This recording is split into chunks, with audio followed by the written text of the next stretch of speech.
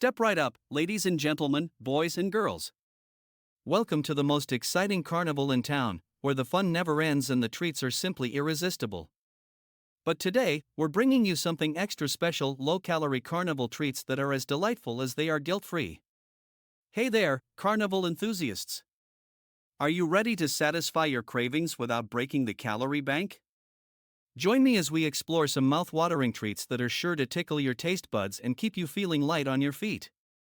First on our list of low-calorie delights are these baked sweet potato fries.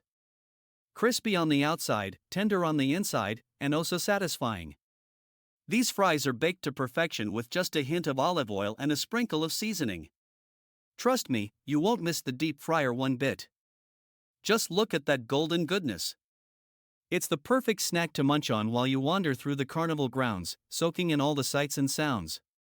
Next up, we have a carnival classic with a healthy twist: grilled vegetable kebabs. Bursting with color and flavor, these kebabs are a feast for the senses. Load them up with your favorite veggies like bell peppers, zucchini, and cherry tomatoes, then grill them to perfection.